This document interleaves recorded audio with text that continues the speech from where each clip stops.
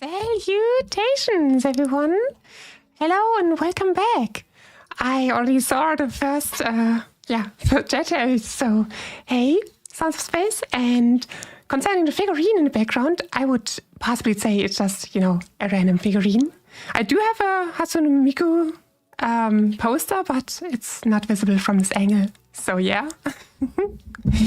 It was a kind of tight schedule because I kind of messed up the time for myself.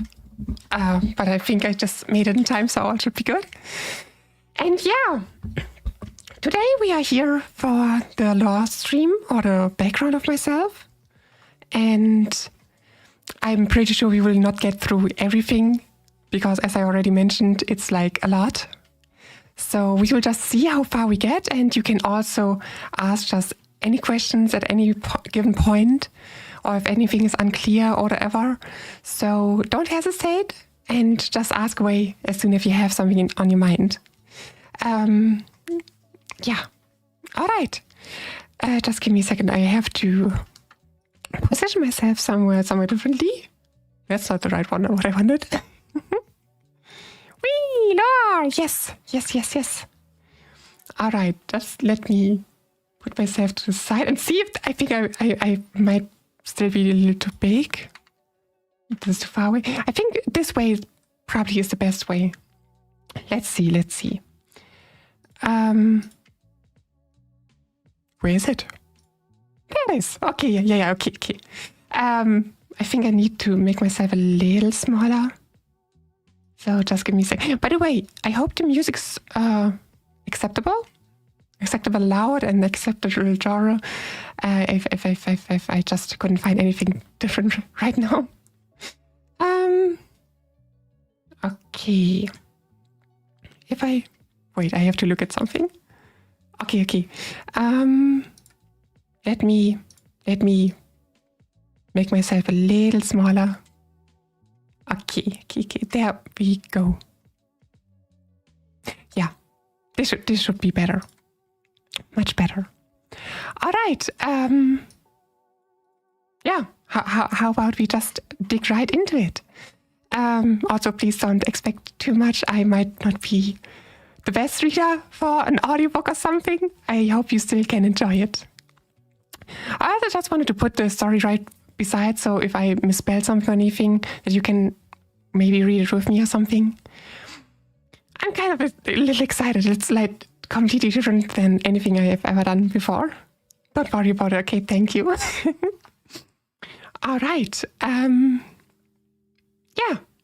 Just give me a second. I need to brush my nose because right now it's starting to run again. This is uncomfortable.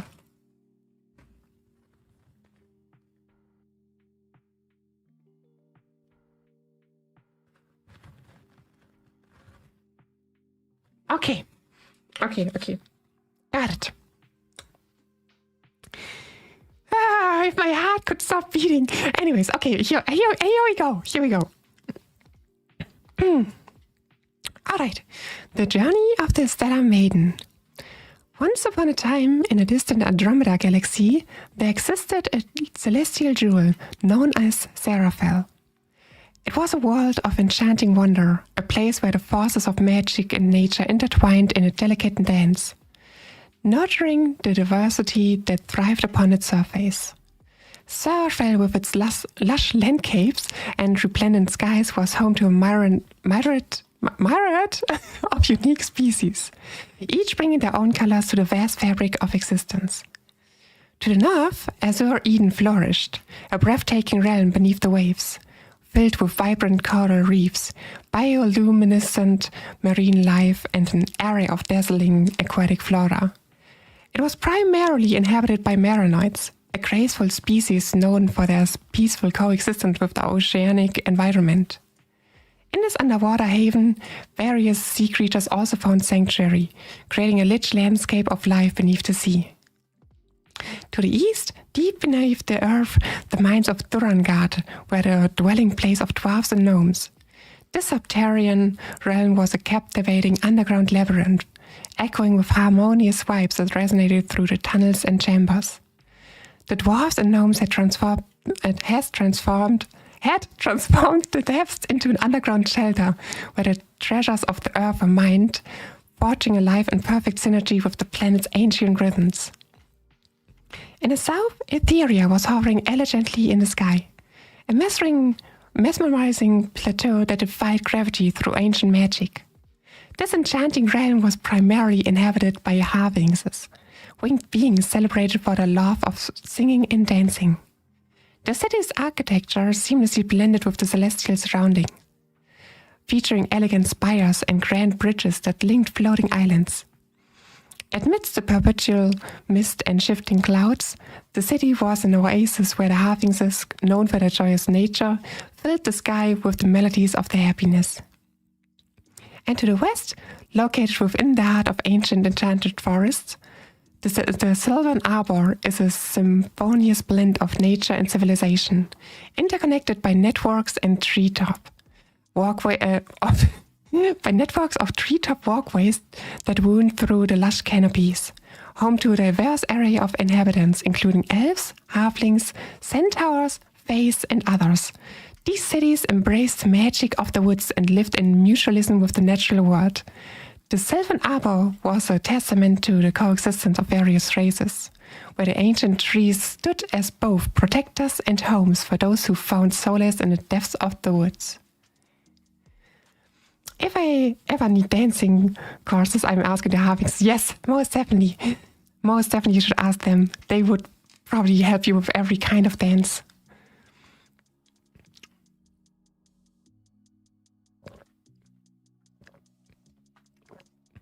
You're doing great. Thank you. Thank you. Just going a little to the bottom. And sometimes I will need a short break to drink something. Because of the weather right now, my throat is getting really dry real quick, especially when I'm talking much. All right, let's continue. Nestled within the midst of this splendid realm was the heart of Serafel, surrounded by towering mountains and dense forests. Emberhold stood as a bastion of strength and natural beauty, built within the hollowed core of an inactive volcano, the Ashen Vein Caldera. Although the volcano lay dormant, it still emitted a steady, comforting heat that warmed the mountain and provided a cozy home to the mountain-dominant inhabitants, the Dragorians, who resided within. No worries, keeping up with your water intake is quite important. Yes, most definitely. I don't know about you, but I also forget about this all the time. The world of Serafel once was a place of extraordinary harmony, a true utopia where the different species coexisted in peaceful unity, their unique beliefs and traditions interwoven into a diverse and vibrant culture. They respected and celebrated each other's differences, seeing them not as divisions, but as threads that enriched the overall fabric of their society. Each species brought something unique to the table, whether it was the elf's mastery of nature, the dwarf's skills in crafting, or the marinoid's understanding of the ocean's mysteries. Occasionally, conflicts arose, as natural as the ebb and flow of tides, but these were minor disagreements that often found resolution through the power of conversation and understanding. Disputes were settled in peaceful gatherings in the center of Emberhold. Here, representatives from all races would convene, their voices melding in respectful dialogue to resolve any issue. The process was guided by a profound respect for each other's perspectives, ensuring that harmony was always restored. Nations and communities helped one another, bound by a deep respect for the cultures and customs of their neighbors. The world was a blend of cooperation where each species shared the knowledge and resources, creating a paradise of mutual growth and shared prosperity. Education was a communal endeavor, with scholars traveling from one region to another, sharing their knowledge and learning from others. Technological advancements and magical discoveries were openly shared, leading to a society that was both highly advanced and deeply connected to nature. In Serafel, poverty and suffering were unknown. Every individual had what they needed and more. Their lives were filled with purpose, joy, and a sense of belonging. Festivals were frequent, celebrating everything from the change of the seasons to the achievements of individuals and communities. These celebrations were vibrant displays of culture, with music, dance, and feasts that last for days, bringing everyone together in joyous unity.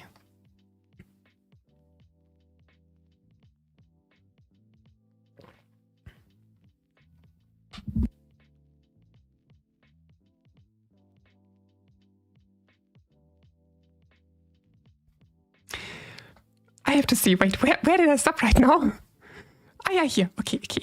The people of Sarahville were not just content, they were truly happy. They lived in a world where their contributions were valued, their voices were heard, and their lives intertwined in a dance of mutual respect and affection. This was a land where the spirit of cooperation and friendship created a paradise of enduring peace and happiness. Into this untroubled world, a new Gregorian was born, marked by the celestial alignment of stars. Very rarely, a Gregorian is born as a space dragon, distinct from the more common breeds like fire or mountain Gregorians. This unique child came into existence with dark scales that glistened like the cosmos itself, capturing the mysteries and beauty of the night sky. Her wings, expansive and ethereal, held the very essence of the galaxy, shimmering with stardust. From the moment she hatched from her egg, it was evident that she was extraordinary. Her mere presence radiated a potent magic that set her apart from her kin. As a space dragon, she wielded stronger magic and possessed unique abilities. The arrival of this unique child was met with a mixture of astonishment and joy. The Dragorians celebrated this rare event with great excitement and enthusiasm.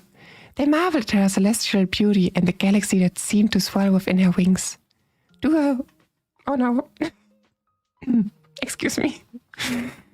Due to her distinct appearance, she was titled the Stellar Maiden. Life continued its course and the cycles of time moved steadily forward. The Stellar Maiden's childhood was a blend of awe and curiosity. Her ability to fly higher and faster than other Dragorians was evident from a young age, and her magic, powerful and untamed, seemed to resonate with the very fabric of the universe. This extraordinary potential was seen by many as a gift, and they were delighted that she was blessed with it. As the Stellar Maiden grew older, she steadily approached school age. Her parents decided to send her to Aurora Heights, a prestigious school known for nurturing young minds and talents. Her first day at Aurora Heights was met with great anticipation. The other students, curious about the new arrival with star-filled wings, watched her closely. Aurora Heights was a beacon of progressive education, standing proudly on a hill with panoramic view of the Ashman caldera. The school's architecture, with its soaring towers and open courtyards, reflected its philosophy. A place where young minds could soar and creativity could flourish without bounds. At Aurora Heights, the curriculum was designed to be practical and relevant, focusing on lessons that were truly useful in daily life. Students were taught essential skills such as critical thinking, problem solving, and effective communication. Mathematics and science were intertwined with real-world applications, making the learning process both engaging and meaningful. History and literature were explored through stories that empathized empathy, resilience, and the lessons learned from the past. It's probably really nice to fly around Aurora Heights. It truly had to be, mostly, yeah. But we will get to this part where I can't say so much about it any longer. You will understand soon enough. It's more like that I remember it distantly. Unlike traditional schools, Aurora Heights avoided rote memorization and standardized tests. Instead, it encouraged students to pursue their passions and interests, providing a flexible framework that allowed each child to unfold to their own unique way. Art, music, and drama were integral parts of the curriculum, not as extracurricular activities, but as core subjects that nurtured creativity and self-expression. The teachers at Aurora Heights were more than just instructors. They were mentors and guides who supported the students' individual journeys. They fostered an environment where questions were welcomed and curiosity was celebrated. Projects were collaborative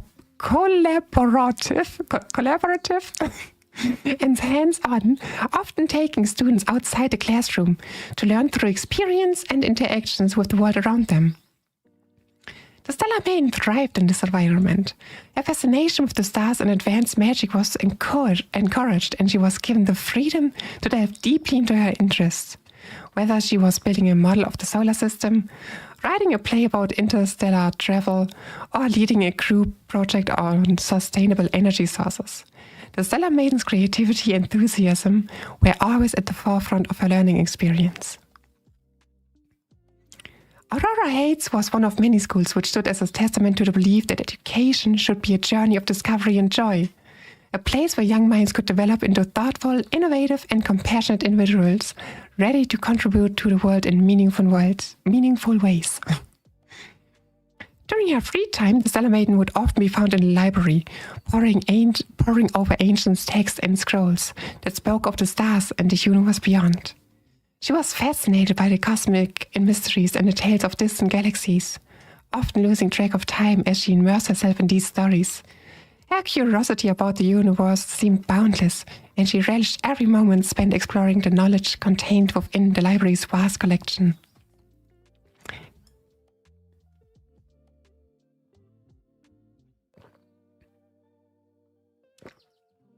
I wonder, does my microphone actually pick up when I drink? Because I see like it's green a little bit, but I don't know if it's loud enough to be heard. Because if so, I should probably mute myself. Anyways, nevertheless, not everything was just peaches and roses for the Stellar Maiden. Despite her many admirable qualities, she faced significant personal challenges that often made her journey more complicated. I can't really hear it, honestly. Okay, that's good. She had trouble making friends. Although her cosmic heritage and unique abilities fascinated her peers, they also made her feel like an outsider. She was socially awkward, often finding herself at a loss for words in conversations or misunderstanding social cues. Her social anxiety exacerbated.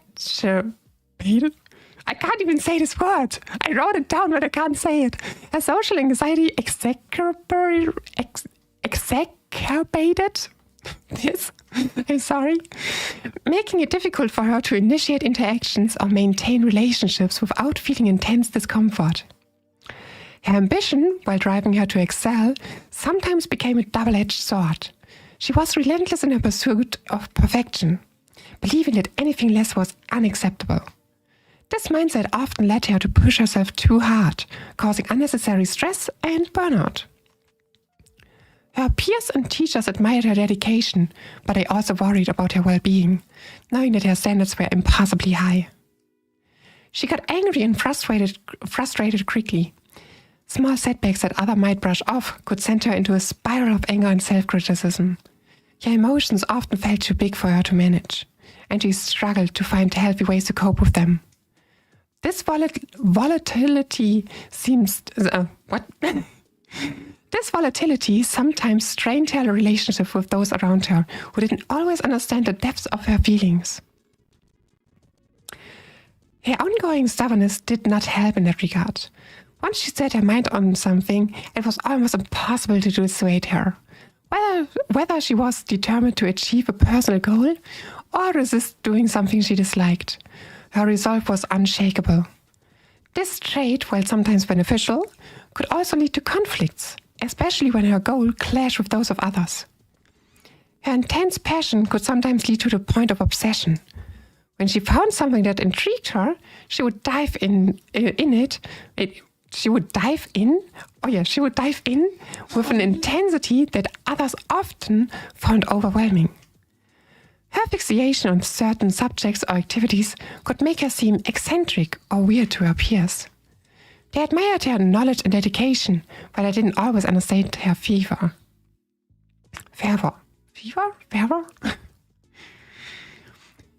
Despite these challenges, the Stellar Maiden continued to navigate her world with determination, and she was not just a solitary scholar. She enjoyed playing with the few friends she could make in the courtyards of Amberhold. Whether it was engaging in spirited games of chase or inventing new adventures, the Stellar Maiden's playful spirit was infectious. Her friends cherished her company, appreciating her imagination, her help in their studies, and the joy she brought to their gatherings. The Stellar Maiden's journey through school was a time of self-discovery and growth. She knew that her struggles were part of who she was, but she also believed that they didn't define her. Every day was a learning experience, and with each passing moment, she grew a little bit stronger, a little bit wiser. She learned not only about the world around her, but also about her own strengths and weaknesses. These challenges she faced shaped her into a resilient and compassionate individual, ready to face the destiny that awaited her. Determined to overcome her flaws, she worked diligently to manage her imperfections and understand how to live with them. She was not alone in this journey. Her friends, family, and even teachers supported and guided her. Their encouragement and understanding provided a steady foundation as she worked on her flaws, determined to manage and understand them. She also sought help to better understand herself, participating in counseling and self-reflection exercises that offered deep insights into her behavior and emotions. Over time, she gradually grew calmer and less stubborn, finding it easier to let things go. Her journey of self-improvement was ongoing, but each step forward brought her closer to the person she aspired to be. As she grew older, the Stellar Maiden's abilities also continued to develop. Her magic became stronger, her flight more agile, and her connection to the cosmos deeper. She could often be seen practicing her flight high above the Amberhold, soaring into the night sky, her wings leaving trails of stardust in her wake. These moments of solitude and freedom were where she felt most at peace. Tranquility. As she approached the next step of her formal education, the academic secondary school, the Stellar Maiden knew that her journey was just beginning. The knowledge and experiences she had gained at Aurora Heights would accompany her on her way. After graduating from Aurora Heights Elementary School, the Stellar Maiden spent her vacation days exploring the wonders of Seraphil. Her insatiable curiosity often led her to all kinds of places. She ventured into the depths of ancient ruins, explored the highest peaks, and even delved into the mysteries. Excuse me, I have to drink.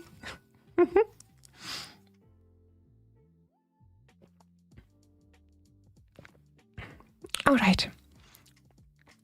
She ventured into the depths of ancient ruins, explored the highest peaks, and even delved into the mysteries of magical experimentations, though she was not a practitioner herself.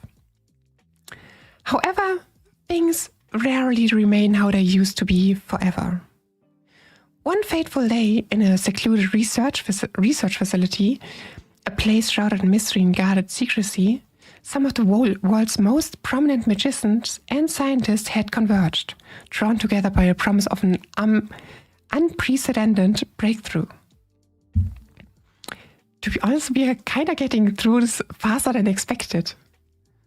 But yeah, maybe we can actually do it all in one day.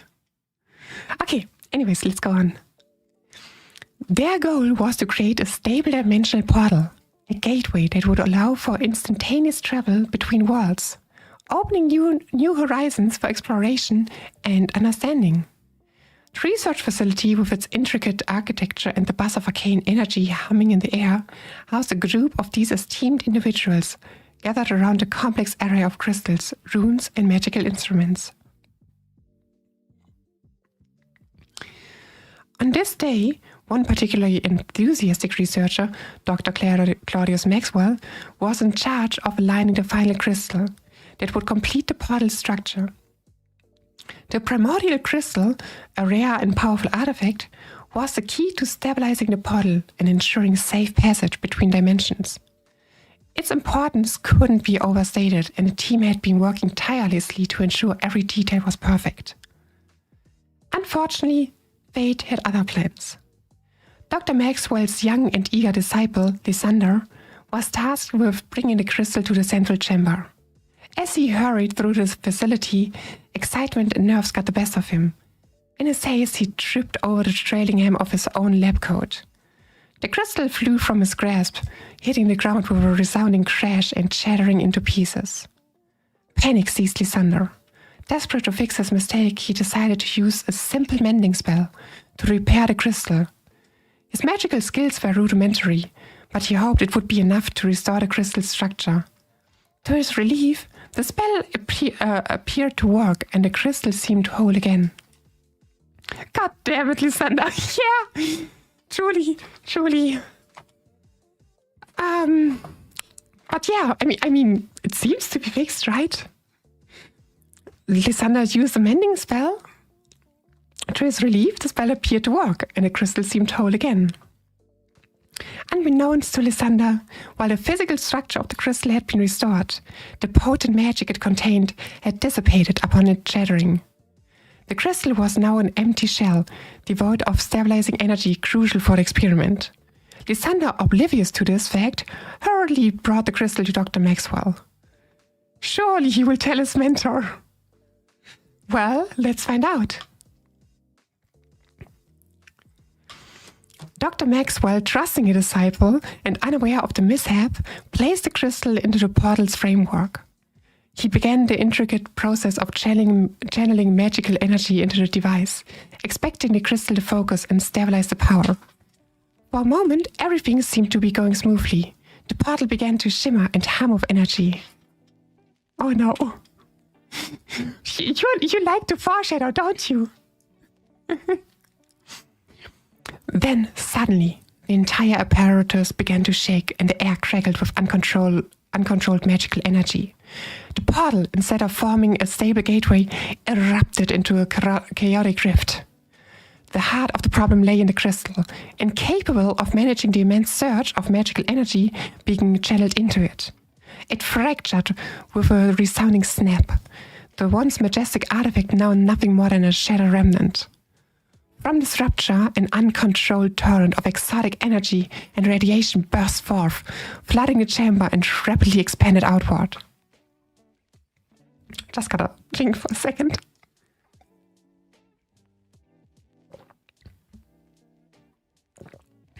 By the way, is this even big enough? The text? I mean, is it readable for you or is it too small? I could make it bigger.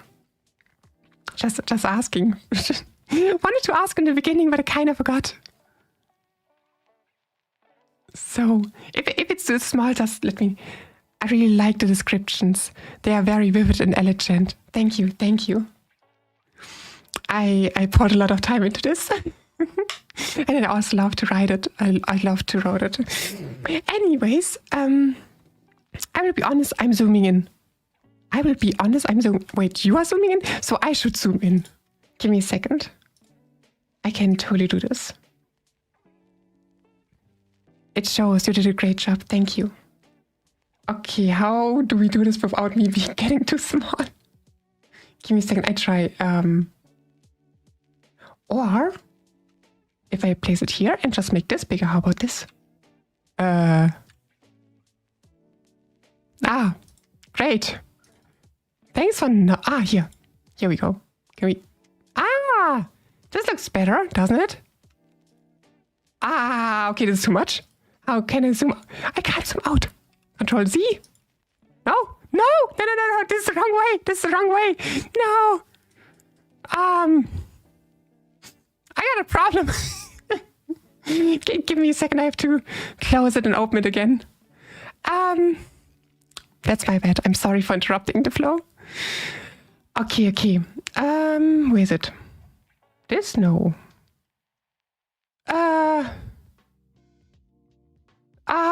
No, why did I have to do this? No worries. Yeah, I do worry now though. Huh? This looks good. This looks promising. Almost promising. All right. Give me a second. I can totally fix this. Yeah. This seems good, right? Now it should be at least a little better to read. I hope. You can't see the borders any longer. But I think this should be fine. So we were on page 6. Yeah, page 6 we were. If it's still too small, I would just put it on full screen. I can read it fine. Yep. Okay, perfect. Then one zoom in was already enough. Okay, here we go. Where was I? Okay, yeah, here we were. So just gonna reread the last paragraph to get into it again. The heart of the problem lay in a crystal, incapable of managing the immense surge of magical energy being channeled into it. It fractured with a resounding snap.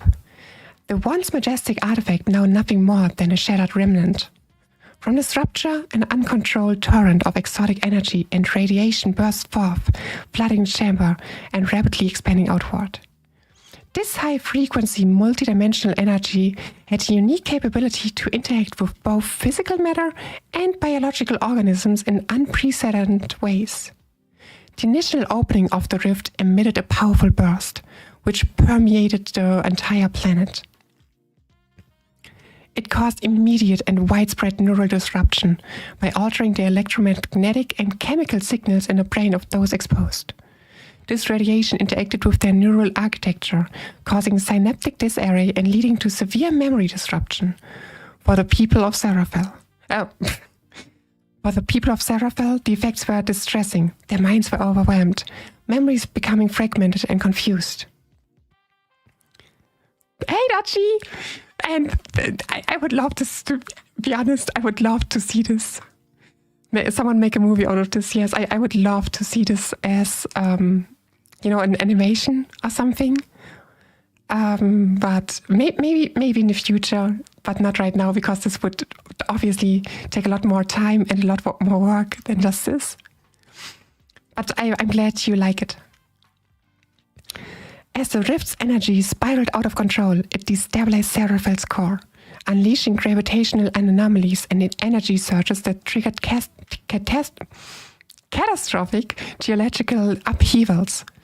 Earthquakes tore the ground asunder, creating chasms that swallowed entire landscapes, while volcanic eruption burst forth with unprecedented ferocity, spewing molten rocks and ash into the atmosphere. The skies darkened with turbulent, unnatural storms, shrouding Etheria in a thick blanket of black clouds.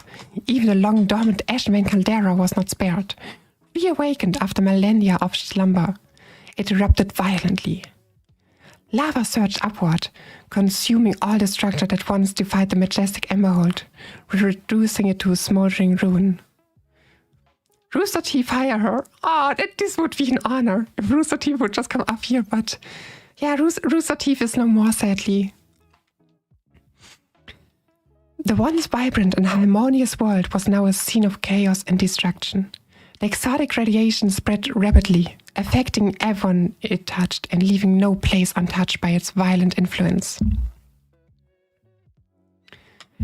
People all around the globe felt the tremors and saw the unnatural sky.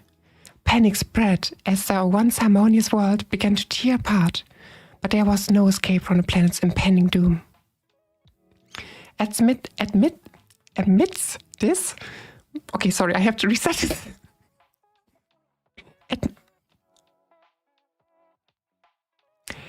Amidst this chaos, the Stellar Maiden stood paralyzed by the cataclysm unfolding around her. Overwhelmed by the surreal devastation and the tumultuous clash within her mind, she let out a heart-wrenching cry that echoed louder than the crumbling world itself. The sound was raw, unfiltered, and louder than she ever thought possible. Her vocal cords were aching.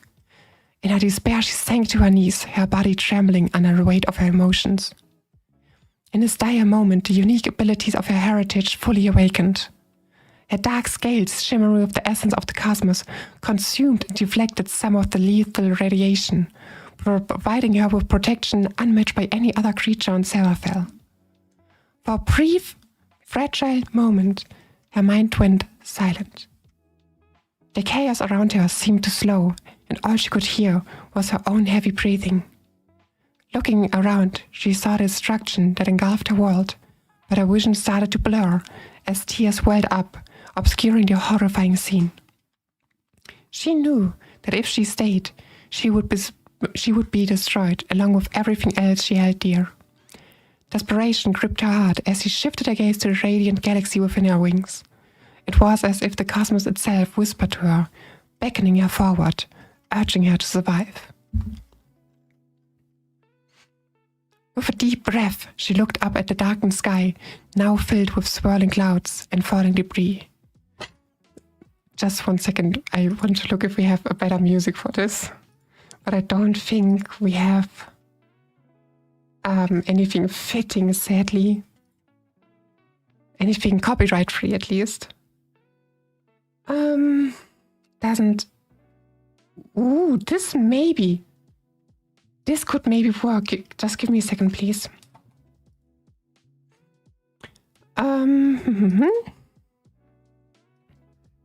And let's sneak this really quickly. Not here? Here. Okay. And now? Let's hope this fits. We will find out. Okay. With a deep breath, she looked up at the darkened sky, now filled with swirling clouds and falling debris. Determined to escape the hellish landscape, she launched herself into the air. She soared higher and higher, her wings cutting through the thick, smoky atmosphere, pushing her to the very edge of the sky. The air grew thin, but she continued her ascent, driven by a desperate need to survive. As she reached past the outer edges of the planet's atmosphere, her wings, adorned with the galaxy luminescence, started radiating with an intensity she had never felt before. Her body surged with power, a stark contrast to the fragile world she was about to leave. For the first time in her life, the Stellar Maiden pushed past the boundaries and had ascended into space itself. The very environment that could have been inhospitable was now her sanctuary. She drew all the essential elements for survival through her scales, filtering it from the gases that surrounded her. Her wings shone brighter than the stars around her, and magic coursed through her with newfound vigor. She felt stronger and more agile, soaring through the extensive expanse of space with ease. The cosmic energy that once seemed foreign now felt like a natural extension of her being.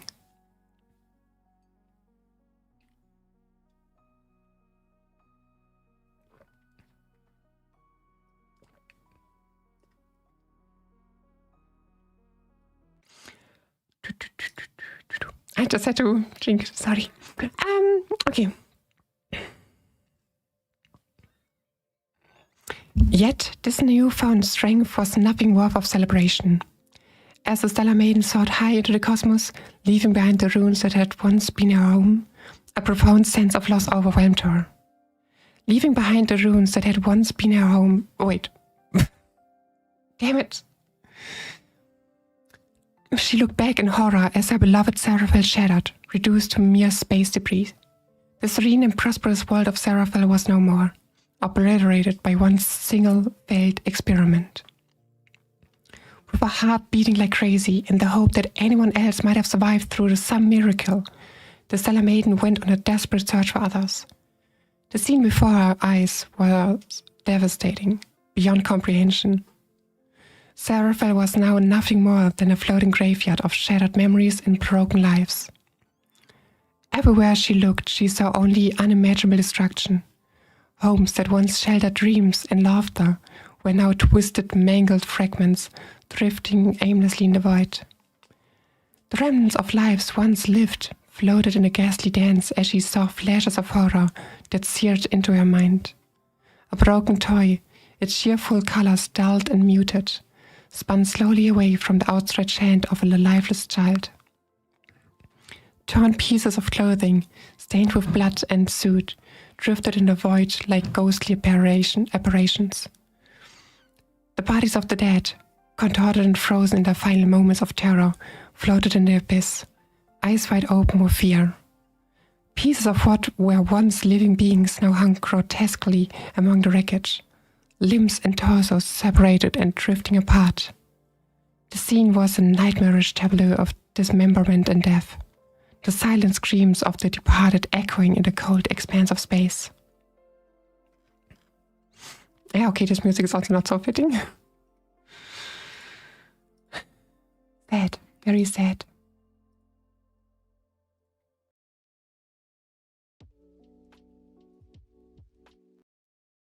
Anyways, whoop. Everywhere she turned, there was more desolation. Well, no. I did not read this yet, right? No, I did not. I'm sorry, I'm out of it. As she flew through this horrifying scene, the full weight of the catastrophe bore down on her. The sight of a severed arm, still clutching on a family photograph, caused her to choke back a sob. A mother and child, locked in eternal embrace, drifted past her, their faces contorted in agony. The once beautiful planet of Seraphel was now a charnel house. Its debris filled a testament to the unspeakable horror that had unfolded. Everywhere she had turned, there was more desolation, more loss.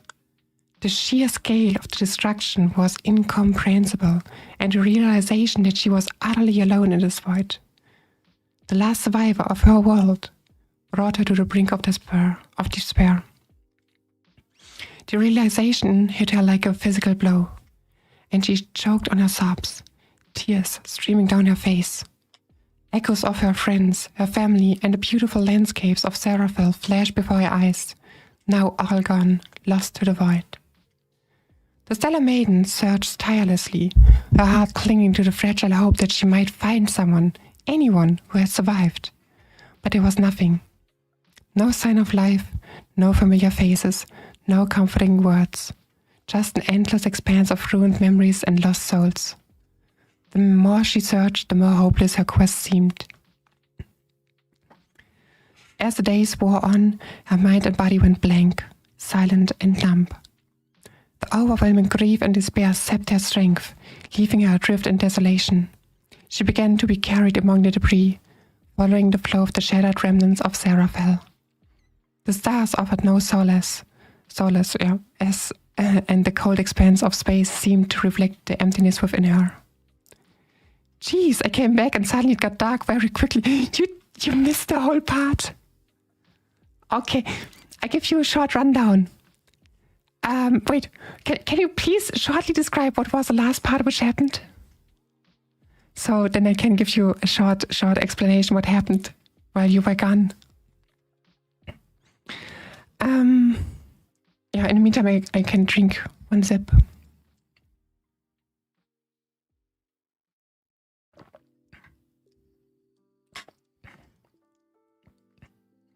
Or just in general, in short, the experiment for dimensional travel failed. A chaotic rift came into being, came into existence, and there was already a message retracted. Okay.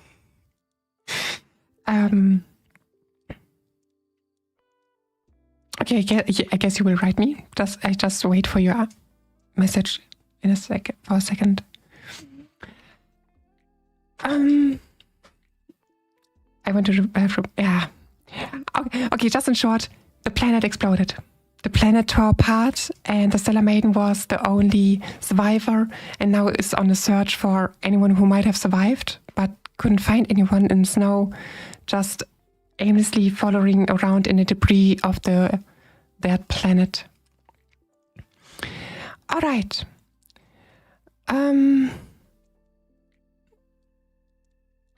I think I will read this again, just to be sure. As the days wore on, her mind and body went blank, silent and numb. The overwhelming grief and despair sapped her strength, leaving her adrift in desolation. She began to be carried among the debris, following the flow of the shattered remnants of Seraphel. The stars offered no solace, and the cold expanse of space seemed to reflect the emptiness within her. Her heart ached with an unbearable sorrow, each beat a reminder of the lives that were extinguished. the dreams that were shattered. The silence of the cosmos was deafening, a stark contrast to the chaotic symphony of destruction she had escaped.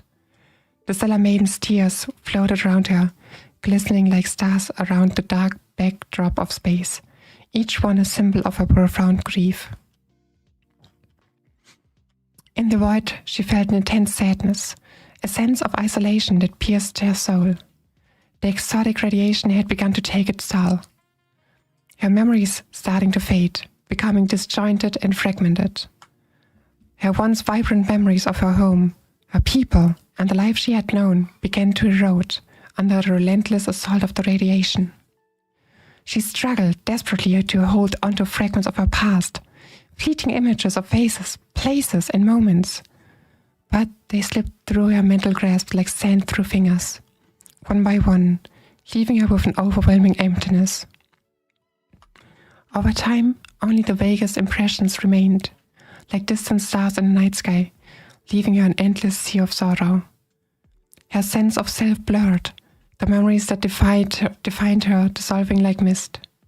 Nothing to think about, despite the horrifying display right in front of her. Despite the relentless erosion of her memories, the Stellar Maiden vowed to remember Seraphel and its people. Even if her mind had betrayed her, she clung to the hope that, despite her fading memories, the essence of who she was and the spirit of her... Oh, sorry, my voice is leaving me right now. I just need a short break.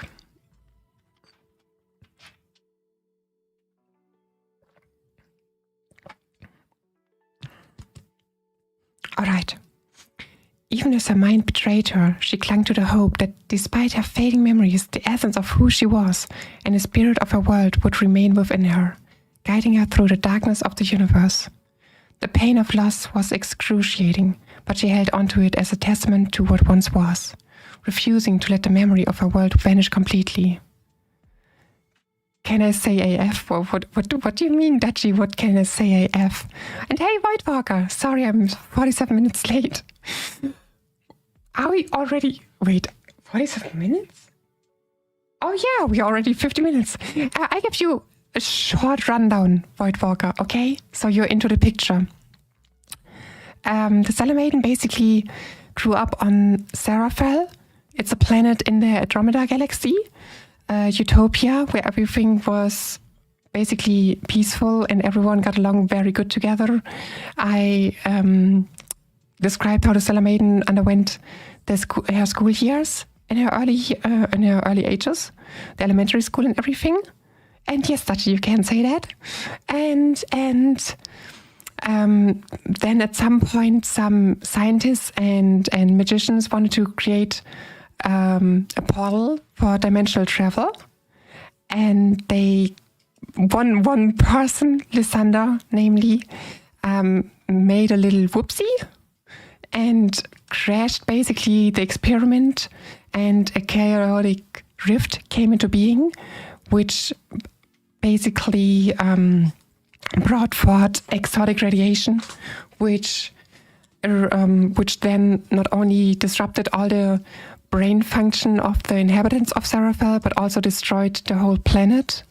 And now the Stellar Maiden was the only survivor because she could fly into space, and she is right now aimlessly wandering around the planet, was on a search for any survivors but couldn't find anything, and was just drifting among the debris and vowed to remember their people. So this is the shortest rundown I can possibly give. Yeah.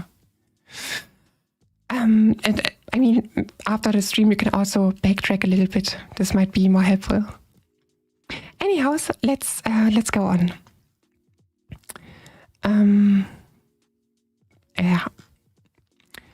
With a heavy heart, the Stellar Maiden set out on a new journey, nothing holding her at the side of destruction. She had to go on, not only for herself, but for all of Seraphel. She searched for a new planet, a new home where she could live. The Stellar Maiden's journey through space continued for centuries, while she reveled in the boundless freedom of space. Her isolation had grown heavier with time. The vast silent expanses of the universe had its beauty, but it could also be a lonely and desolate place. Stars twinkled in the distance, indifferent to her plight. The silence was a constant reminder of her isolation. The loneliness was profound. She drifted through galaxies, passed by vibrant nebulae, and witnessed the birth and death of stars. But nothing could fill the void left by the loss of Seraphel. The memories of her past life, now only faint echoes, haunted her. She whispered the names of her loved ones, her voice lost in the vastness of space, hoping that somehow, somewhere, they could hear her and now know that she remembered them. I need to get new water. I think my glass is already empty.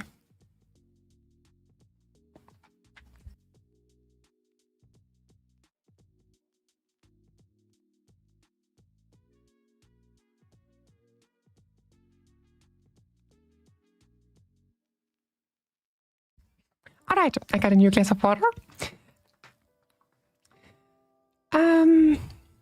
Yeah, the search was long and arduous, each new world presenting its own challenges and now none offering the solace she thought. She scanned the horizon of countless planets, looking for signs of life, for a place where she could belong. But each time she was met with disappointment. With each new world she encountered, her goal was not just exploration, but also a search for a community where she could truly belong and share her unique talents and experiences. She wanted to create new memories, forge relationships, and embrace the warmth of companionship that had been absent for far too long by now. Despite the fading of her past, the Stellar Maiden's resolve to find a place where she could be herself and be accepted for who she was remained unshaken. Are you telling the story of your kind? No, this is basically my backstory. This is the story of the Stellar Maiden, aka myself. My kind, the Gregorians, so also for you to know, give me a second, I'm on page 10, okay, we remember that, we're on page 10. Where is it? Should be around here. Yeah. Gregorians. This is also my race, so to speak. I am a Gregorian, and all my people have been lost due to the accident which destroyed my planet, my home planet, Seraphel. Okay, page 10. Here we are. But it has 21 pages. Yes, it has 21 pages, and we are like halfway through by now. Yeah, this one we read already. Her soul grew wearier with each passing year, the loneliness and isolation becoming almost unbearable. Yet she pressed on, driven by the faint hope that somewhere in the infinite universe she would find a place where she could rebuild her life, honor the memory of Seraphel, and perhaps find a measure of peace. The journey was a testament to her resilience, a refusal to let the light of her world be extinguished completely. I'm sorry, I had to laugh at Dutchie's comment. Good Lord. What I mean, I have to say, I kept it short. I wanted to keep the story short. That's why it's only 21 pages. There are many things I would want to explain deeper or maybe a little more. But as, first of all, time grew a little, short and everything. And I also didn't want to write a whole book right now. To keep it a little shorter, I only have 21 pages. In her darkest moments, when the weight of her grief seemed too much to bear, she would look to the galaxy within her wings, its radiant beauty a reminder of the universe's endless possibilities. She clung to that hope, that somewhere there was a new beginning waiting for her, a place where she could finally find the companionship and love she so desperately craved. And so she continued her solitary journey, a lone survivor in an indifferent universe, carrying the spirit of Seraphel within her, a beacon of hope in the vast, cold expanse of space. Gladly, it was not all sad and gloomy. On her journey, she discovered more about herself and her powers. She felt more like herself than ever before. In space, she was free, unrestricted by limitations.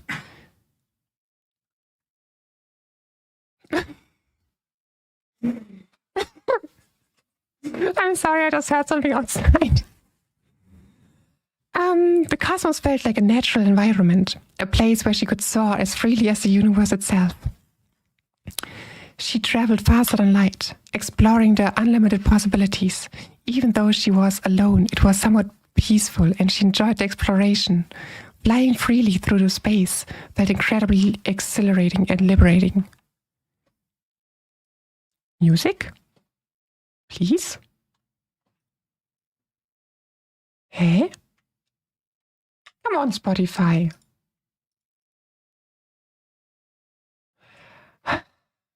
Spotify just locked me out. Locked me off. They just locked me out for no reason. Give me a second. Log in. I have to log in again. I also had to change my password because they were not accepting it for some reason. This will not work, right? Oh, this was the right password. Good to know. Okay, here we go.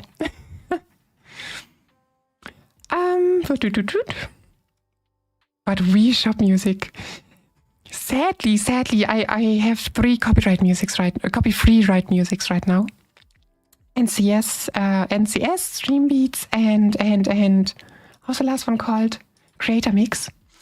And well, obviously, copyright-free music is good, but it is also a lot of times just very restricted on the genres and everything. And now I need to drink again. Thanks, Dachi, for letting me talk about something so we can continue the story. This is all on you.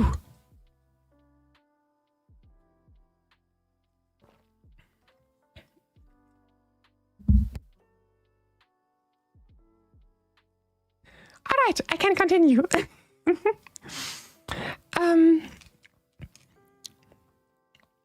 After a lengthy period of traveling through the cosmos that spanned almost 3 millennia, she finally came across a world that held promise. This planet's surface was adorned with huge expanses of blue, where shimmering bodies of water extended like veins across the land. Flecks of white clouds danced above the azure seas, casting ever-moving shadows over the planet's rich and varied landscape. Wii music is copyright-free, I think. Oh, really? I have to look this up another time. The continents displayed a vivid tapestry of colors, from lush, deep greens of dense forests to the soft browns and gold of arid deserts. Sprawling urban centers dotted the land, their presence evident in the intricate network of twinkling lights that marked the night's arrival. Mountains, their towering peaks, cloaked in brilliant white, thrust upwards from the terrain, contrasting with the deep blues and dark greens of the oceans. Looking down from the cosmos, the planet appeared as a thriving sphere of life, encompassing a mesmerizing blend of natural beauty and ingenuity. Its atmosphere, a thin halo of blue and white, cradled the planet and sustained all forms of existence within its gentle embrace. The life forms on this planet had formed a thriving community.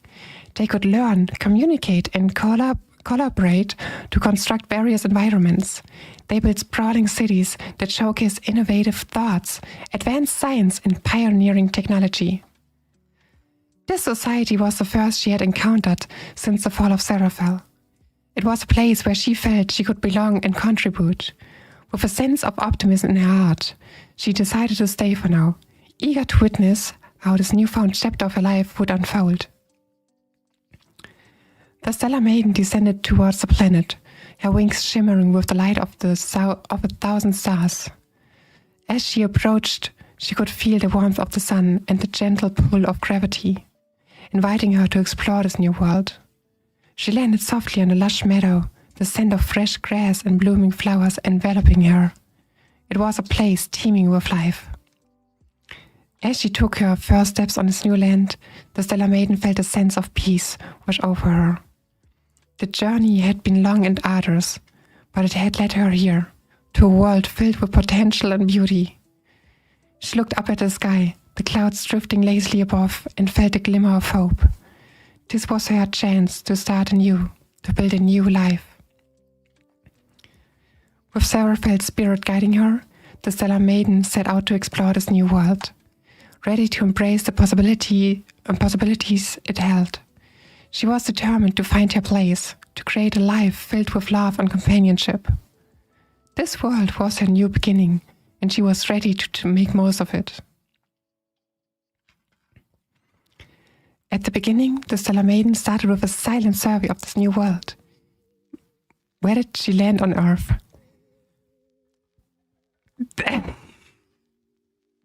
We will get there.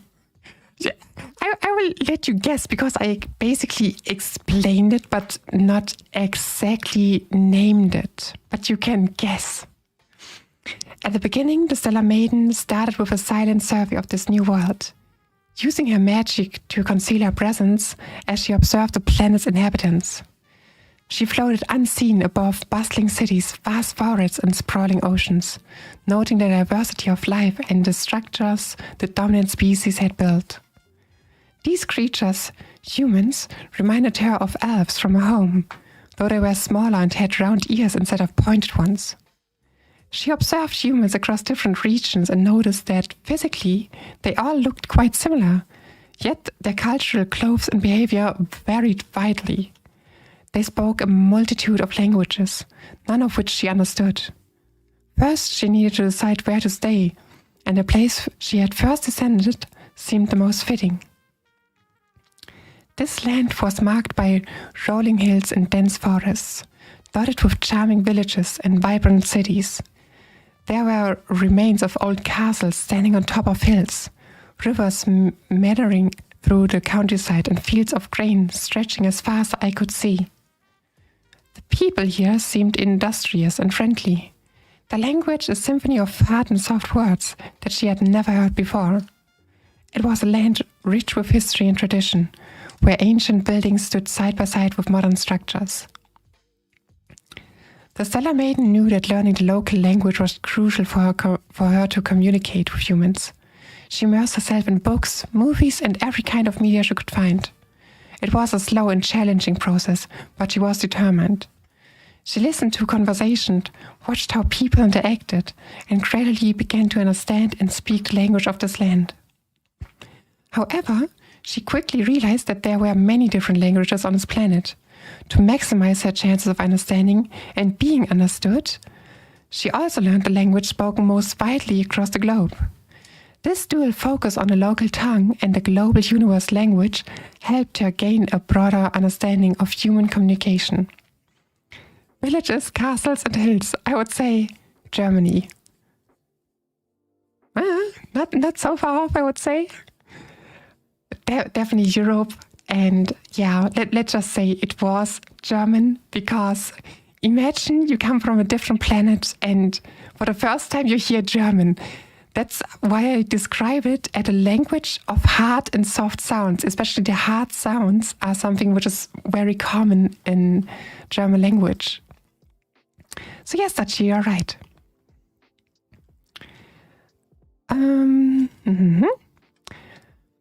Once she felt confident in her linguistic abilities, she faced another challenge: how to integrate without causing alarm. Her true appearance with her dark galaxy-infused scales and wings would likely frighten the humans. She decided to conceal her true form, opting instead for a human guise of a preteen girl that would allow her to walk among other humans. She chose this form because she felt it suited her well, considering her intellect had not developed since she left her elementary school and the following destruction of Seraphel. In this human form, the Stellar Maiden continued to learn about the ways of life on Earth. She studied their customs, their technology, and their social structures. She observed how they formed communities, how they celebrated, and how they mourned. She walked among them, listening and learning, always careful to keep her true nature hidden. I could say the Netherlands, but we don't have fields. Yeah, exactly. Netherlands or also Belgium, both of those countries are like flat. That's why so many people always say, as soon as the ocean level will rise, your countries will be underwater. Like, those countries do not have anything to escape to a higher elevation, because there is no higher elevation. The highest elevation you will have there is like the 5-meter high dam, which is right beside the ocean. But as soon as this is flooded, the people of Netherlands and Belgium most likely have a problem. My voice.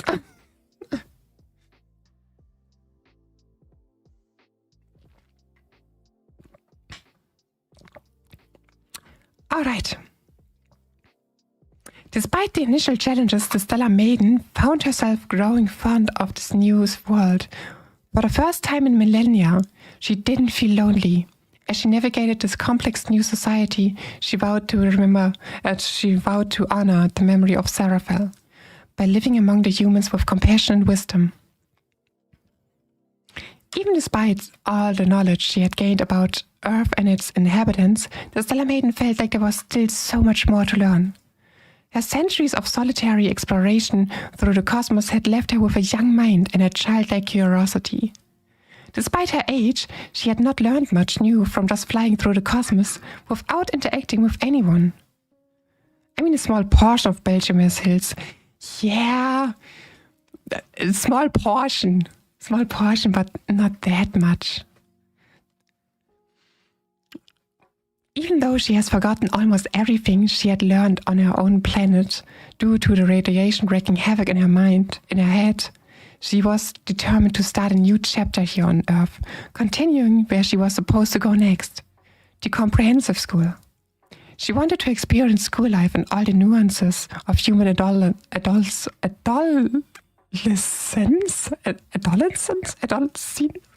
The word you can read right here. Have fun. I can't say it because I'm stupid. Thank you very much. However, she was missing one crucial element: a family.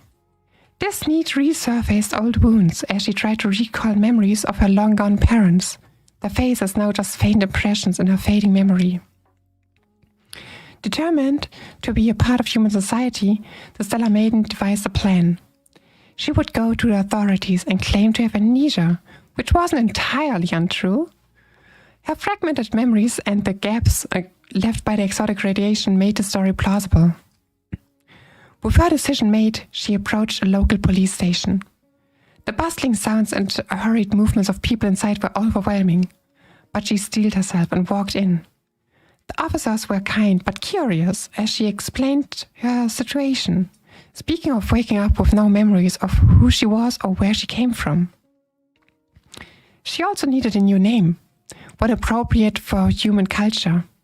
She deliberately thought about it for a long time as she gazed upon the night sky. As she looked at the full moon, she remembered a name resembling its beauty, a name associated with it, which she read about in books. That's when she decided to take this name upon herself and named herself Luna, to reflect her connection to space and her heritage from far away. After some deliberation, the authorities decided to place her in a temporary foster family until more information could be uncovered. They lived in an old house in a small village. Her new parents already had an adopted son who was now her brother-in-law. This family took on the role of the ones she lost in her past, and Luna was looking forward to making new experiences together. Despite living in the same house, the interactions between Luna and her brother were minimal. They existed in parallel worlds, within the same space, rarely crossing paths or sharing much beyond the occasional exchange. Their interests diverged significantly, which meant they hardly had reason to engage deeply with each other. They got along just fine, without major squabbles or frequent conversations. Just a small little break.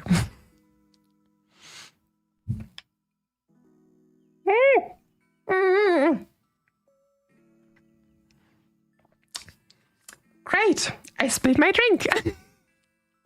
Well, now I'm wet. Anyways, not so wet in this heat-driven environment right now. A little cooling can't be bad. All right. The family helped her enroll in a local comprehensive school where she could continue her education. She was both nervous and excited as she stepped onto the school grounds for the first time. She hustled the hustle and bustle of students, reminding her of a life she once knew but couldn't fully remember. Despite the language barrier and the entirely new world she had to navigate, Luna did surprisingly well in her classes. The school system felt different in a way she couldn't quite pinpoint, a distant echo of her past that her fragmented memories couldn't clarify. Nevertheless, she excelled academically and quickly became one of the top students in her classes. You just blew my mind. Explain, please, Dachi. How did I blow your mind? And I have to scroll up so nobody reads ahead. Whoop. And second of all, excuse me. Okay, first of all, you are excused. If I do not even know for what, but you are excused. But what exactly do you mean with you just blow my mind? Because I'm really interested. I really want to know. We all wait for Dachi. Dachi, no pressure, but we all just waiting for you. Nothing else. All eyes are on you. Every singular person in the stream. Everyone who's watching the stream afterwards is just waiting for your message. But no pressure. I'm very mean. Okay, let's just continue and wait for the message. Luna's human disguise was fitting in perfectly, allowing her to blend in along with all the different humans surrounding her. However, fitting in appearance-wise was much easier than navigating the complexities of human social dynamics. Her young mind was eager to connect, but despite her best efforts, she often found herself isolated.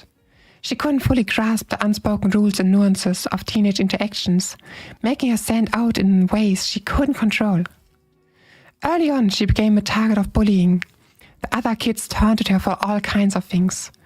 Her foster family wasn't as well off as other families, so she often faced ridicule for not having the latest gadget, clothes, or other material possessions.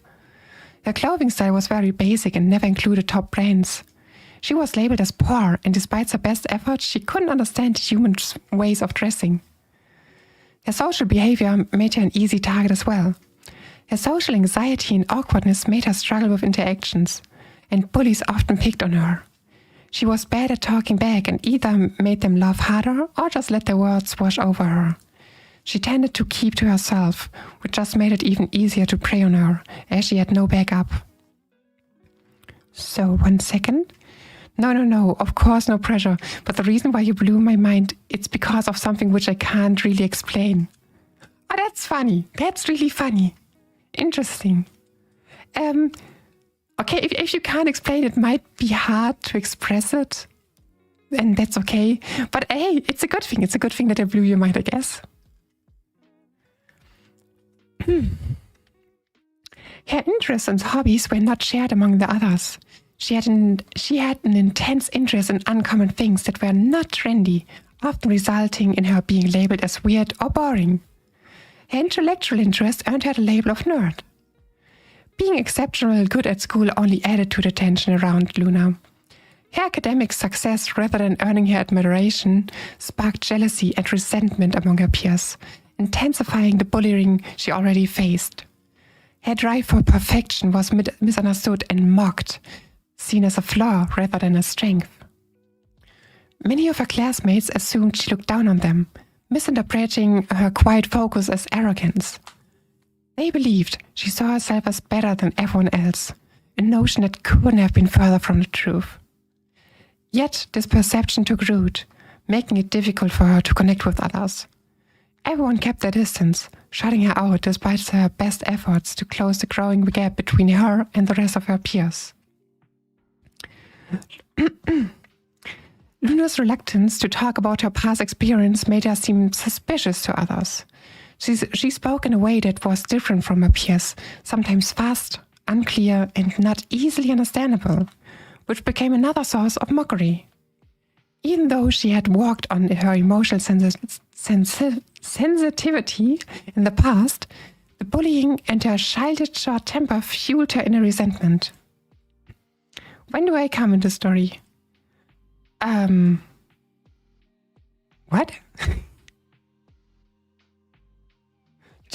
I'm quite confused.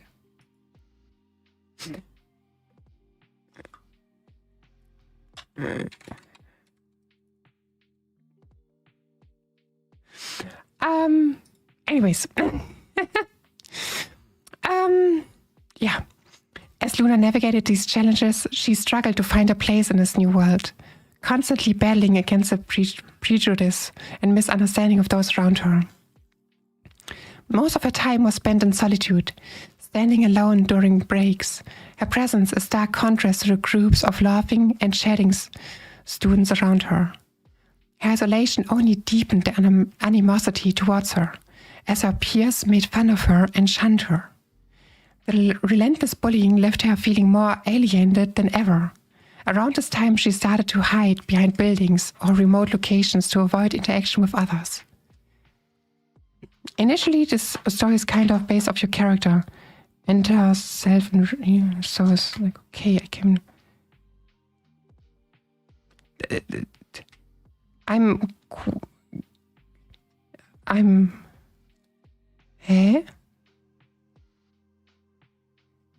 This story is not kind of based off my characters. This is my backstory. This is my lore. This is my story. Where I come from. What happened to me and everything. I don't quite understand your message, to be honest. Anyhow, we will just continue for no further confusion, I guess. Okay.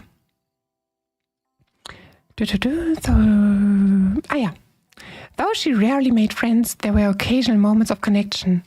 However, these fleeting friendships often ended in disappointment.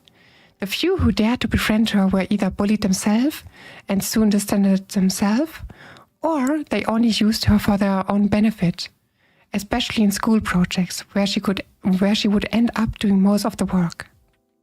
Drink.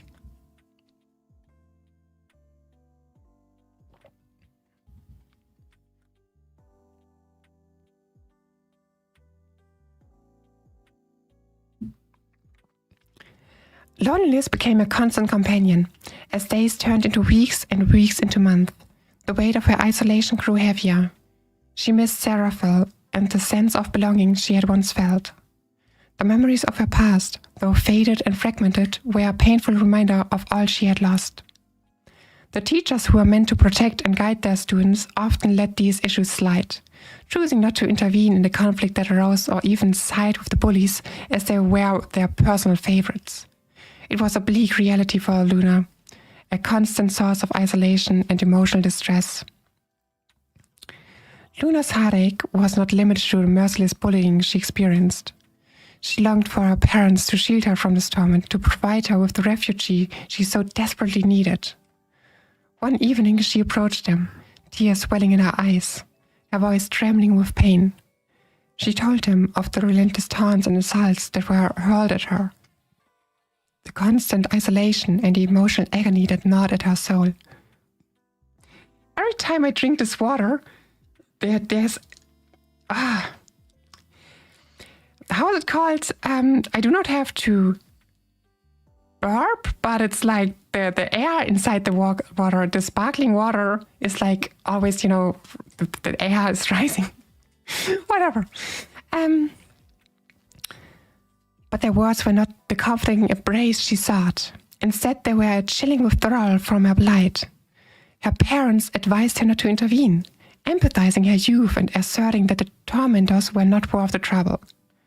They told her to let the hurtful words wash over her, as if they were mere raindrops against her skin, urging her to ignore the relentless torment and cruelty that surrounded her.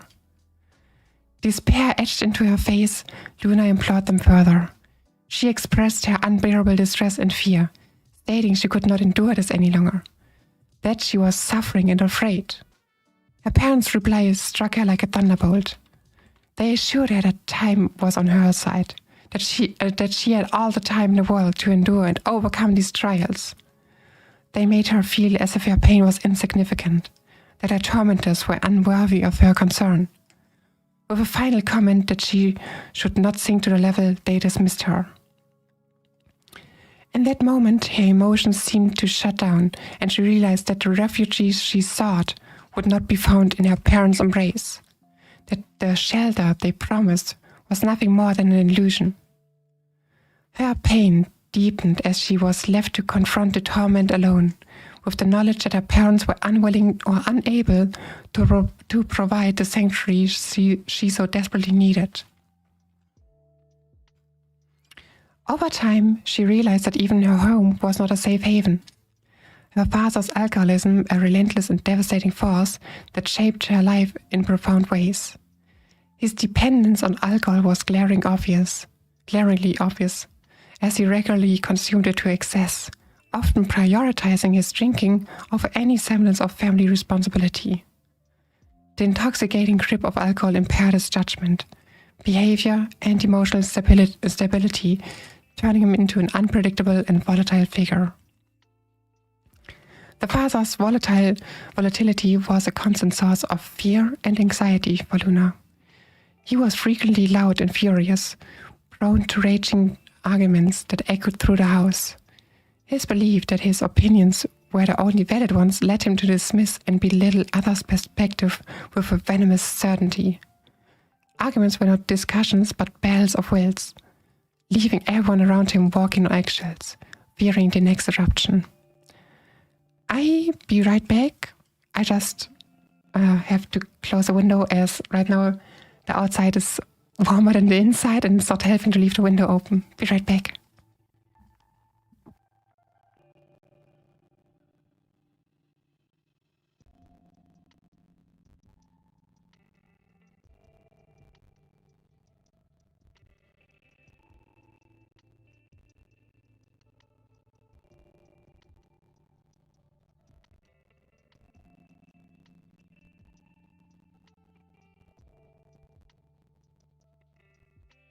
Well, great. I stubbed my toe and it's hurting now.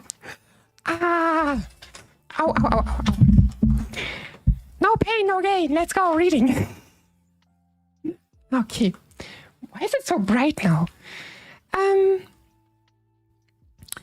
When anger took hold, it showed in unsettling ways. He would have intense outbursts, sometimes breaking things or causing turmoil at home. The atmosphere was thick with tension, and Luna lived in a constant fear of potential physical or verbal abuse. His volatility created an environment of perpetual uncertainty and dread, where the slightest misstep could trigger a storm of fury. His parenting was marked by inconsistency. His moods and availability were unpredictable, leaving Luna uncertain about how he would react in any given situation. He could be intermittently caring, but these moments of kindness were overshadowed by his negative behaviors. The erratic nature of his affection made it difficult for Luna to trust or rely on him. Despite his attempts to hide his drinking from the family, the signs were always there. He would drink in hidden spaces, believing that secrecy could mask his addiction. Yet the smell of alcohol lingered and his unreasonable moods betrayed his condition. Whenever the family discovered one of his hidden alcoholic beverages and confronted him, he acted as if he knew nothing about it, never taking responsibility for his actions. Luna felt emotional abandoned and unsupported, leading to deep feelings of worthlessness. The constant fear of his outbursts created a pervasive sense of anxiety and insecurity. Regular belittlement and dismissal eroded her self-esteem, making her doubt her worth and capabilities.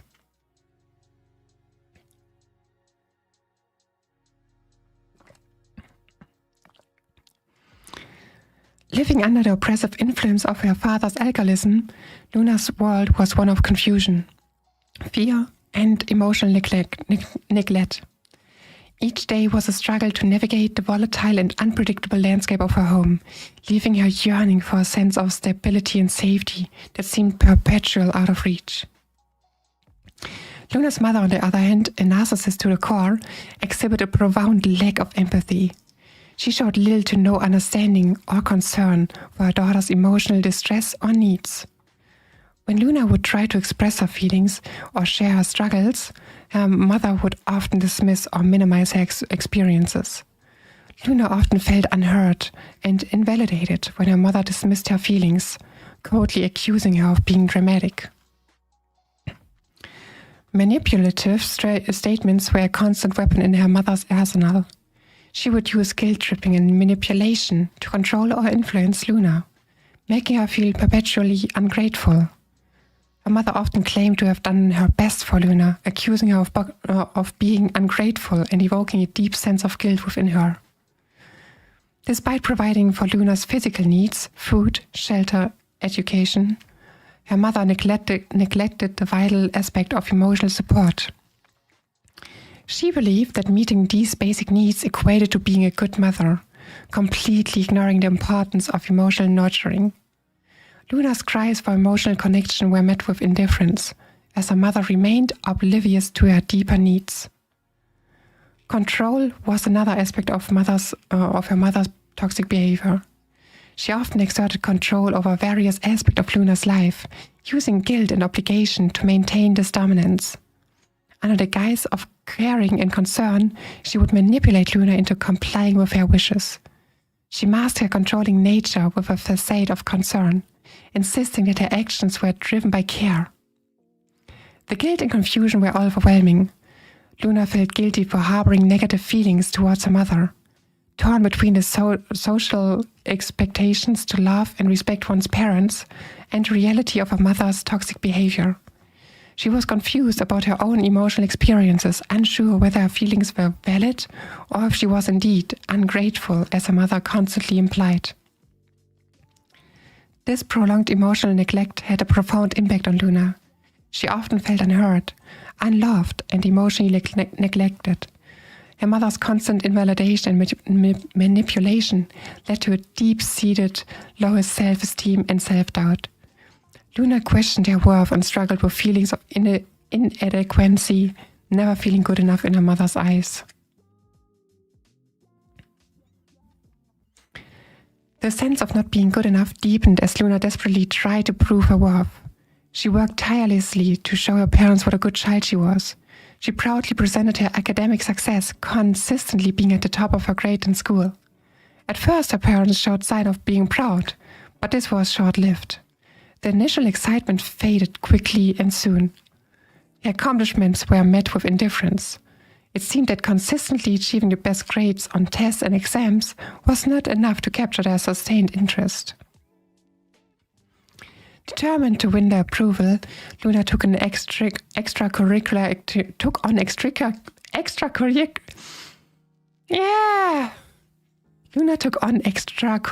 activities, pushing herself to excel in every area. She adopted hobbies that she did not particularly enjoy simply because her mother wanted her to pursue them. She spent countless hours helping around the house with daily tasks, hoping to earn some recognition and appreciation. But no matter how hard she tried, nothing was ever enough. Her parents rarely spared her much of their time or attention, leaving her feeling more isolated and rejected. For her brother, however, it was very easy to receive approving words. Whenever her brother managed to perform even moderately well in school, he was showered with praise. Their parents celebrated his achievements, expressing pride and looking forward to his bright future. He himself did not seek to overshadow her, nor did he try to bridge the growing distance between them. He too was just caught in all of this as well and had his own cycle of avoidance and coping. Their relationship was marked by a quiet mutual understanding rather than a close bond. Can I drink for a second?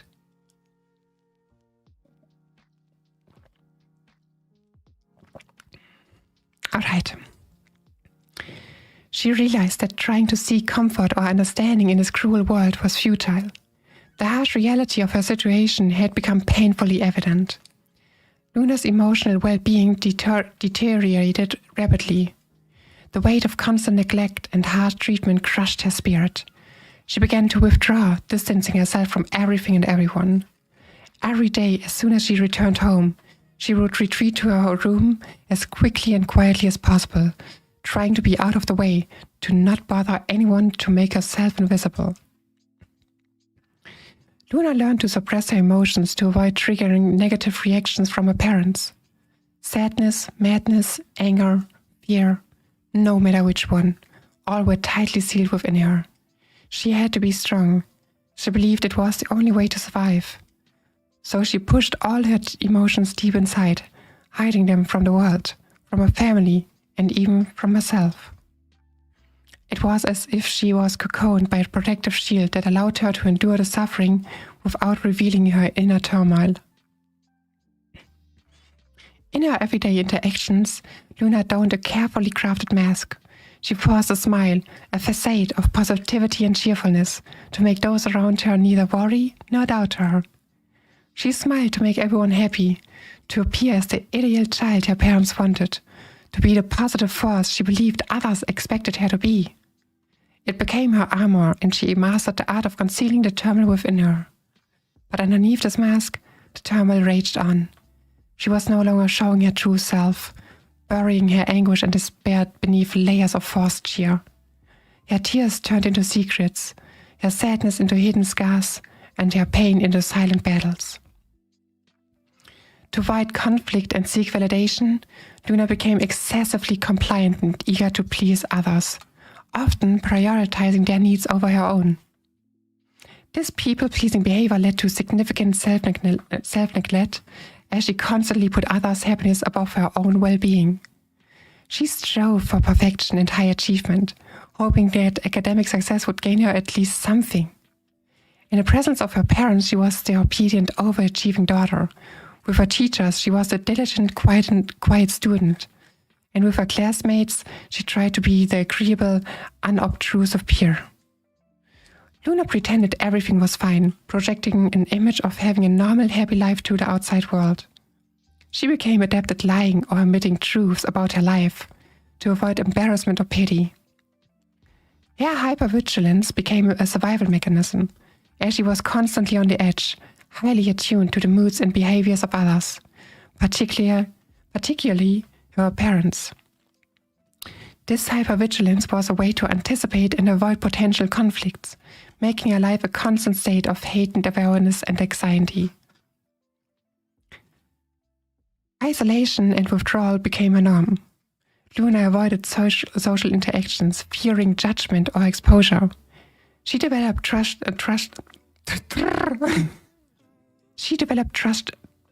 Can I please say this simple word?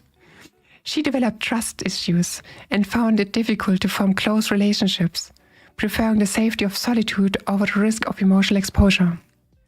To avoid further stress and conflict, she became highly conflict-averse, often agreeing with others or staying silent even when she disagreed, just to keep the peace.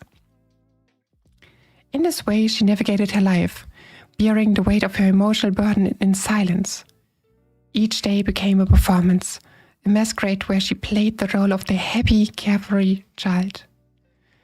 It was a harrowing act, but one she had mastered to protect her fragile heart from further damage. The drama within her was concealed beneath a facade, a painful secret only she held. Despite her relentless efforts to maintain her mask, each day she felt herself slipping further away from her true self. Luna's world became a stage, and she played her part flawlessly, but the cost was immense. The more she masked her true emotions, the more isolated she felt. Her desperate attempts to avoid further pain by pleasing everyone else left her feeling more alone than ever.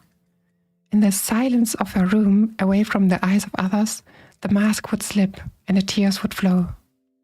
She would curl up in her bed, clutching her pillow, her silent sobs echoing in the depths of her sorrow. The question that haunted her thoughts was simply, yet agonizing. If everyone was happy, then why did she still feel so utterly broken and alone? Her home, which should have been a refugee, was instead a place of further torment and neglect. Yeah. The emotional and psychological toll weighed heavily on her, leaving her feeling trapped and hopeless, etching a profound sadness into her soul.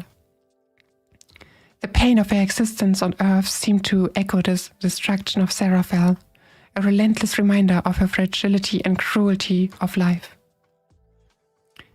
To be all she had to go through, Luna established different adaptive strategies to ease her pain. She found solace in a world of fantasy and media, immersing herself in video games, stories from books and comics, videos or shows, and her own vivid imagination.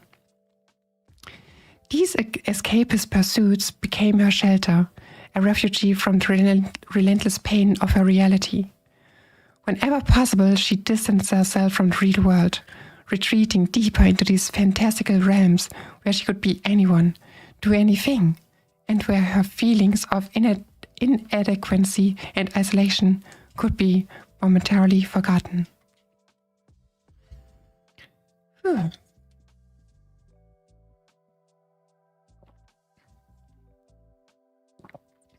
right.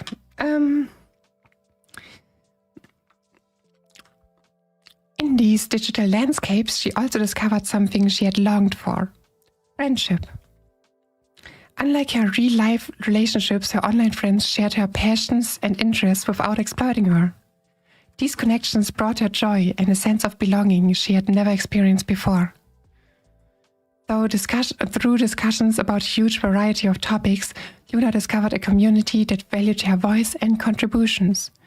These virtual adventures allowed her to express herself and explore different facets of her personality, providing solace from years of emotional neglect. The camaraderie and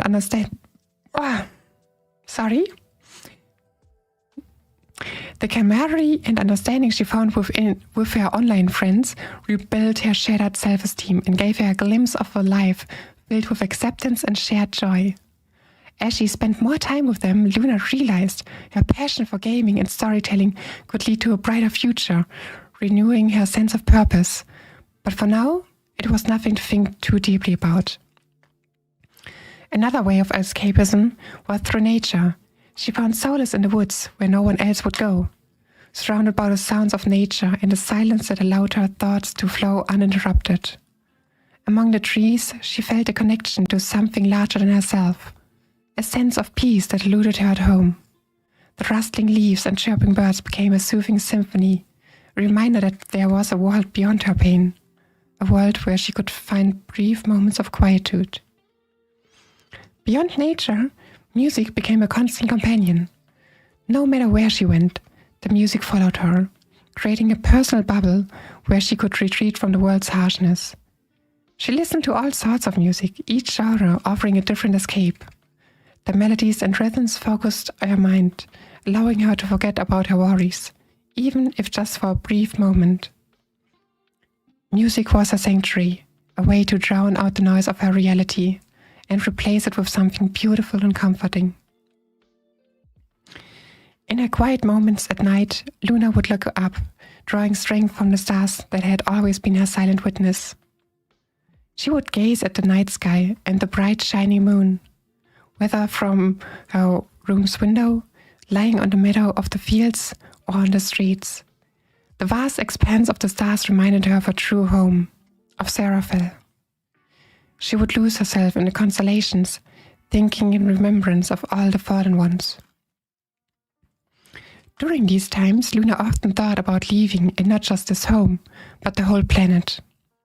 The idea of escaping the constant neglect and the relentless emotional turmoil was tempting. She saw how she was treated everywhere, rarely feeling comfortable, no matter where she went.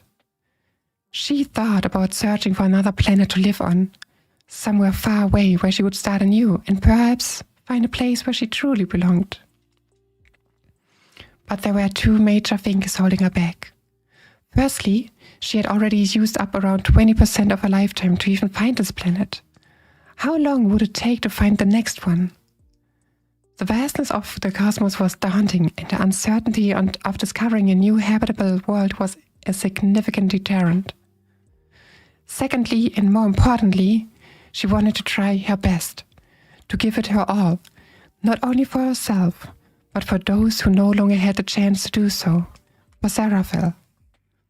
The memory of her fallen planet filled her with a sense of duty and determination.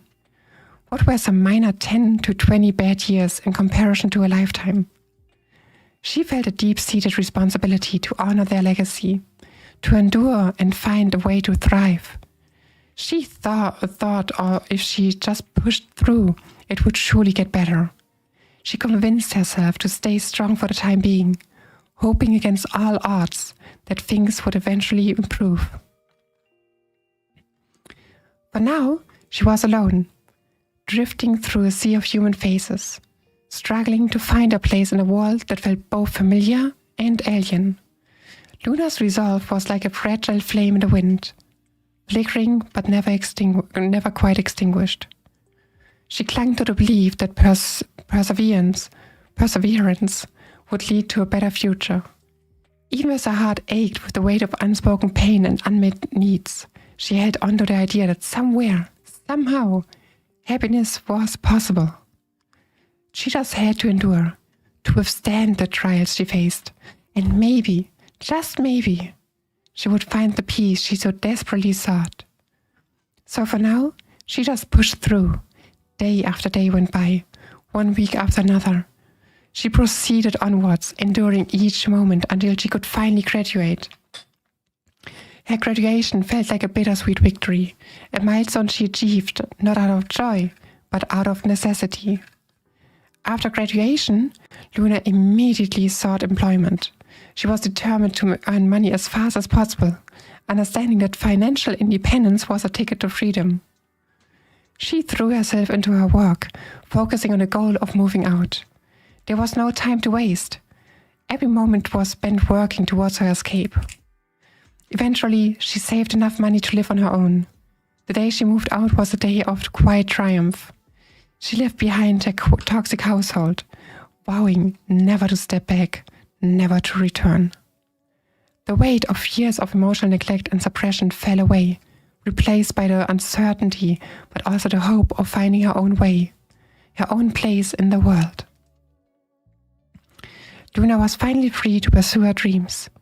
During her years of masking and people-pleasing, she found solace in the world of content creators. She admired their ability to share their passion with the world, creating communities of like-minded individuals. Especially intriguing for her were VTubers. She loved seeing people do what they enjoyed and sharing it with an audience who could relate and enjoy it together. Luna wanted to be like them. She dreamed of sharing her unique perspective with the world, of connecting with others through her passions. She started to envision herself sharing her love for games and stories with a wider audience. She dreamed of creating a space where she could connect with even more people, where she could be her true self, without fear of judgment or rejection. As she set up her new home and began planning her journey as a VTuber, Luna felt a mixture of excitement and fear. This was a new chapter in her life, one where she could finally be herself, physically and emotionally, unburdened by the expectations and inner turmoil of her past. She was ready to explore this new world, to create and share her joy with others. For the first time in a long time, Luna felt a spark of genuine happiness and a sense of possibility that she had almost forgotten. She knew it wouldn't be easy. The road ahead was uncertain, filled with challenges she couldn't yet foresee. But Luna was determined to persevere, to embrace this new beginning with all the strength and resilience she had cultivated over the years. She was ready to take control over her own destiny, to carve out a space where she could truly belong and find the peace and happiness she had always longed for. And that's it. That's the end of the story. And yeah, that's basically how I got here to Earth and how I started content creating. Why I started content creating. and I hope we will all have great times together and enjoy it. Just having good times together. You get what I mean. And yeah, I will also post this story now on my bio. I will probably just leave a link or something. So if anyone wants to reread some paragraphs, or if anyone wants to read it for their own instead of me reading it, you can totally do that. And yeah, I hope you enjoyed the story. And if there are any questions, you can always name them. You can always ask, and I try my best to, explain or answer them. But especially concerning Seraphel, it will be hard for me to explain everything, as most of my memories of Seraphel sadly are extinguished.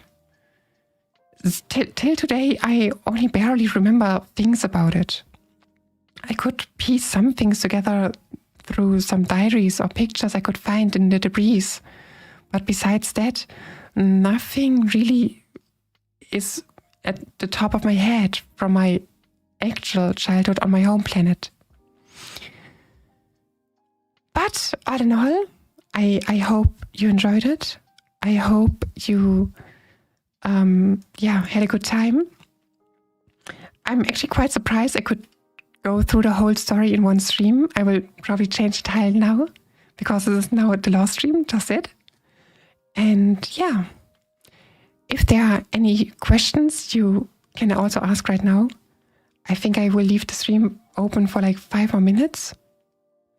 And then I would stop, because my vocal cords are now ruptured. I'm not used to reading aloud a lot. Like talking, for example, on stream is normal. That's something I can do during gaming and everything. But reading this was really hassle for my vocal cords. Thanks for sharing your story with us. You're welcome.